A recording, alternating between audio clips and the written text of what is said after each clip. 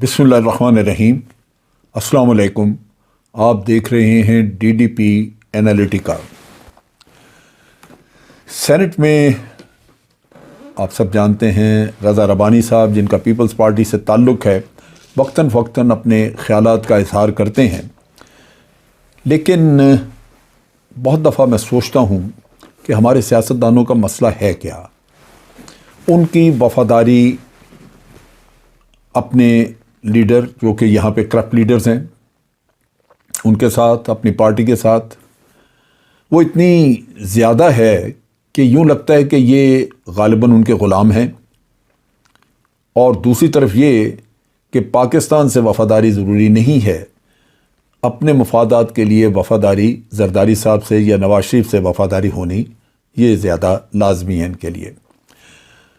अभी जब सीरियस मामलात, सिक्योरिटी से रिलेटेड मामलात जब ज़ेर बहस आते हैं सेनेट में, तो रज़ा रबानी साहब जो हैं वो मुख्तलिफ़ वक्तों में मुख्तलिफ़ मसाइल पैदा करते रहे।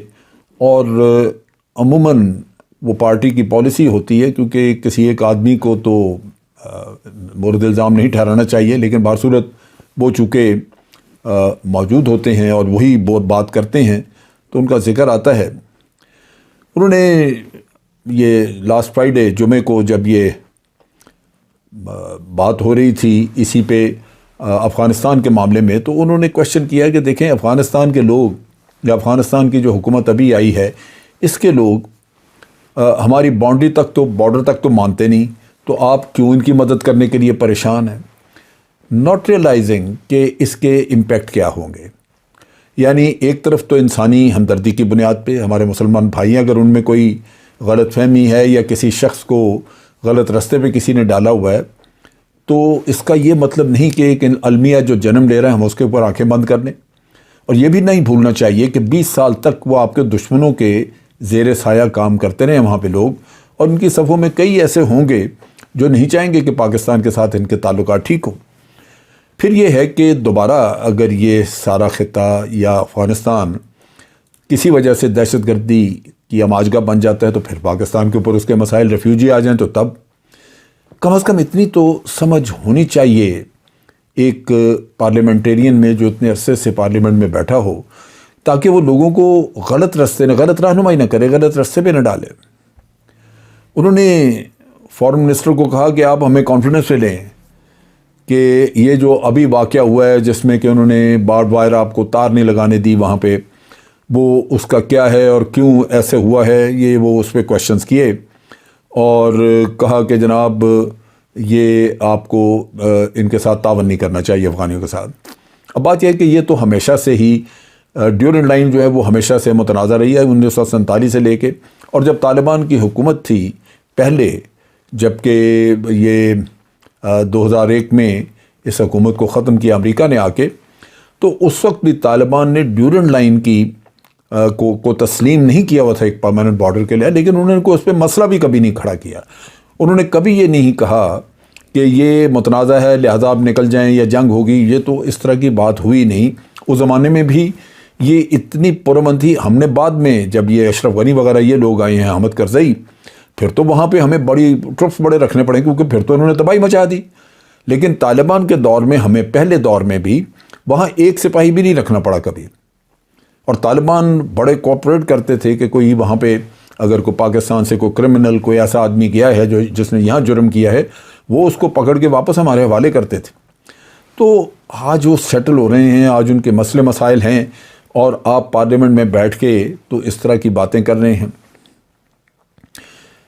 उन्होंने ये इसका भी जिक्र किया कि अफ़गानिस्तान का जो फॉरेन मिनिस्ट्री का वो स्पोक्स पर्सन है, उसने भी कोई बातें की हैं कि ये लीगल बॉर्डर है। और इस पे बात ये है कि आपको अभी इन चीज़ों पे तवज्जो इतनी नहीं देनी चाहिए, ये मामला सेटल हो जाएंगे। और फिर ये भी हमें ज़हन में रखना चाहिए कि अभी थोड़ा उसके फ़ौरन बाद ही तालिबान के वज़ीर दिफ़ा ने उस इलाके का दौरा किया जो मुल्ला उमर के बेटे हैं, और उन्होंने सख्त हदायत दी कि दोबारा ऐसा वाक़या नहीं होना चाहिए। उसके साथ साथ तालिबान ने उनके हाईएस्ट लेवल पे उन्होंने यकीन दहानी कराई और उन्होंने कहा कि हम तहकीक करेंगे ऐसा क्यों हुआ है। बिल्कुल तहकीक करेंगे, तो हो सकता है कल को पता लगे کہ سی آئی اے یا را کا کوئی ایجنٹ ان میں ان کی انٹیلیجنس میں آج بھی موجود ہے جو ان کو بھڑکا کے تو یہ کام کروا رہا ہے. تو یہ چیزیں چیک کرنی چاہیے. پھر انہوں نے وہ تحریک طالبان ٹی ٹی پی سے بات کرنے کے جو اس سے مذاکرات ہو رہے ہیں اس پہ بھی بتائیں کہ کیوں ہو رہے ہیں اور کیا ہے, یہ پاکستان میں ٹیررزم کراتے ہیں اور آپ ان سے بات کر رہے ہیں. وہ بھی بات چیت ختم ہو چکی. آپ اس پہ یعنی جو چیزیں تقریباً سیٹل ہوئی پڑی ہیں آپ ان کو تماشا بنا رہے ہیں, پھر کھڑی کر رہے ہیں. اور سیز فائر وغیرہ کو انہوں نے کوشچن کیا, جو کہ ابھی معاملات جو ہیں وہ کسی نیچ پہ نہیں پہنچے بلکہ ان سے مذاکرات وغیرہ ختم ہو چکے ہیں. اب ہوتا یہ ہے کہ آپ حکومت کی مخالفت کرتے ہیں, لیکن حکومت کی مخالفت کرتے ہوئے یہ ذہن میں رکھنا چاہیے کہ آپ ملک کی اپنی سلامتی کو اس کو کم از کم داؤ پہ نہ لگائیں. افواج پاکستان خاص طور پہ جن لوگوں نے بے پناہ جانیں دی ہیں, اتنی محنت کی پاکستان میں امن لانے کے لیے, ہر طرح کی قربانیاں دیں, اگر آپ کوئی ایسی باتیں کہیں جن سے کہ ان کی دل آزاری ہو یا ان کے مورال پہ فرق پڑے تو پھر آپ مجرم ہیں, پھر آپ کے خلاف کچھ ہونا چاہیے. اب مثلا رضا ربانی صاحب نے الزام لگایا کہ یہ جو جتنی دہشت گردی ہے یہ پاکستان خود کروا رہا ہے. آپ امیجن کریں کہ اتنی احمقانہ, اتنی غلط سٹیٹمنٹ, یعنی ہم خود اپنی جانیں دیں گے, زبردستی خودکشیاں کریں گے. اور یہ مشکل یہ ہے کہ مسئلہ یہ ہے کہ رضا صاحب جو ہیں یہ آصف علی زرداری کے درباری ہیں. جب آپ خود اپنی آنکھوں سے دیکھیں کہ ان کی پارٹی میں جو اخلاقیات, جو ایمانداری, وہ سب ہوا میں اڑ گئی صرف زرداری صاحب کی وجہ سے, اور پھر آپ کبھی ان پہ بات بھی نہ کریں اور آپ اطمینان سے بیٹھے, ان کو صرف آپ کی قیمت یہ ہو کہ آپ کو سینٹ میں ایک سیٹ دے دی جائے, تو آپ سمجھتے ہیں کہ آپ بڑی خدمت کر رہے ہیں ملک کی. آپ نے اپنے درباری ہونے کا ثبوت ایک دفعہ نہیں کئی دفعہ دیا. جب ملٹری کورٹس بننے تھے تو اس وقت آپ نے ٹسوے بھائے, اس وقت آپ نے بڑی باتیں کی کہ جناب بڑا یہ ملٹری کورٹ کیوں بن گئے, جیسے ہم جا کے کوئی بڑے پرامن لوگ اور جو پاکستان کے خیر خواہ تھے ان کو سزائیں دلوانے لگے تھے. بھئی ملٹری کورٹس بنائے ہیں ان دہشت گردوں کے لیے جو لوگوں کے سرگرم کر رہے تھے. آپ کی عدالتیں ان کو سزا نہیں دیتی اور آپ رضا ربانی صاحب آنسو بہا رہے ہیں ان کے لیے. اور پھر جو قانون بھی پاس کیا وہ ڈولا لنگڑا کہ کورٹ, ملٹری کورٹ سزا دے اور جا کے اپیل ہو سول میں, تو چھوڑتے جاتے ہیں لوگوں کو. سو یہ آپ نے خدمت کی ملک کی. اس کے بعد آپ دیکھیے کہ 18th امینڈمنٹ تباہی پھیر کے رکھ دی. آج ریاست جتنی کمزور ہے اور یہ کرپٹ طبقہ, آپ سوچئے کہ زرداری صاحب کبھی 18th امینڈمنٹ, زرداری صاحب خود صدر تھے, وہ اگر ان کے اپنے اختیارات ختم ہو رہے ہیں 18th امینڈمنٹ کی وجہ سے اور وزیر اعظم بڑا مضبوط ہو رہا ہے, تو زرداری صاحب کو اپنا مفاد اگر نظر نہ آتا تو کبھی یہ کرنے دیتے؟ ان کا مفاد سندھ میں تھا.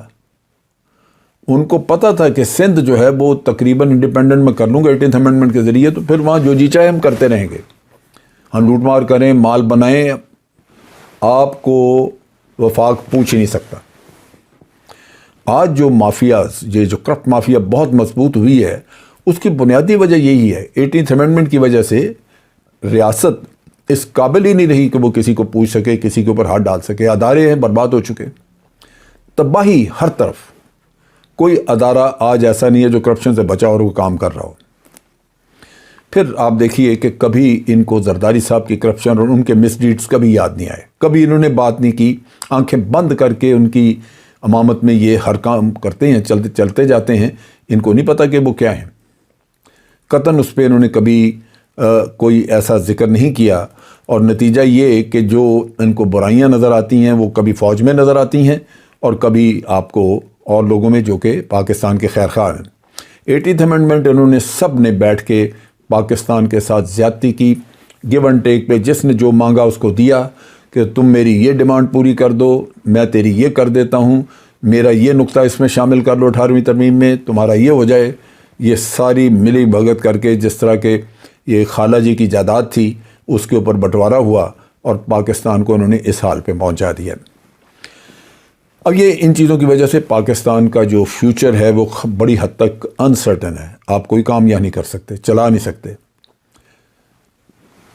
ان چیزوں کی وجہ سے اب دو فیملیز ہی, جسے پی ایم ایل این کہتے ہیں یا آپ پی پی پی کہتے ہیں، پی پی پی زرداری گھرانہ اور پی ایم ایل این شریف گھرانہ، اس کے علاوہ کچھ نہیں ہے، باقی ان کے تنخواہ دار ہیں۔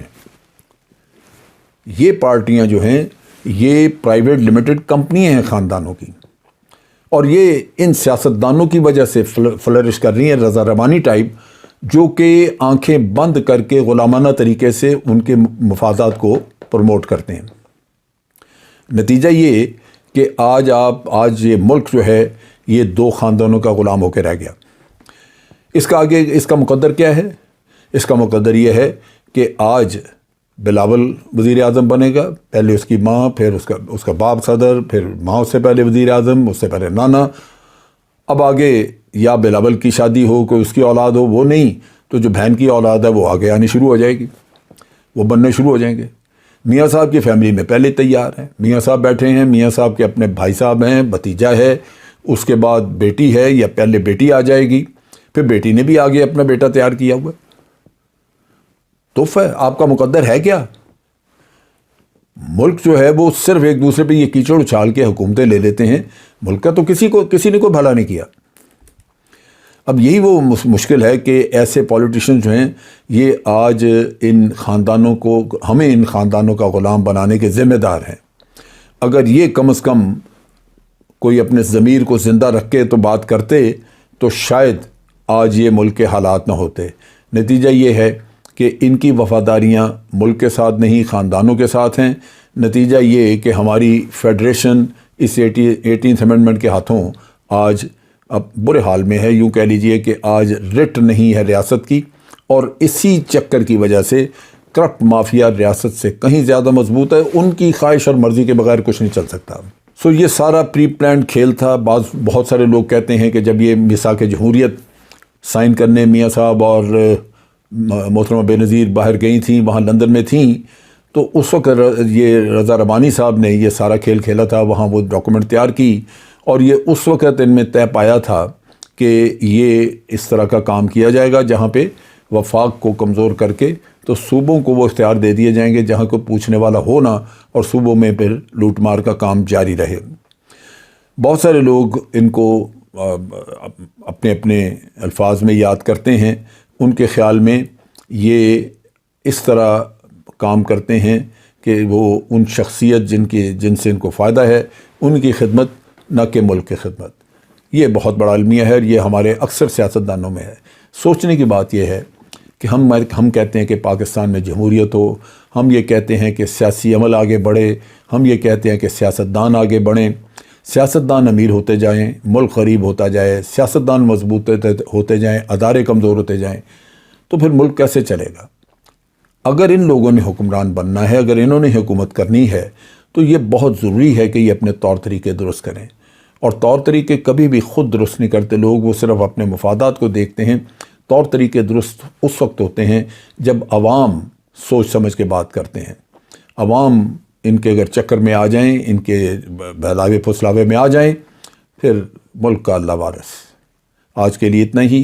افواج پاکستان زندہ باد، پاکستان پائندہ باد۔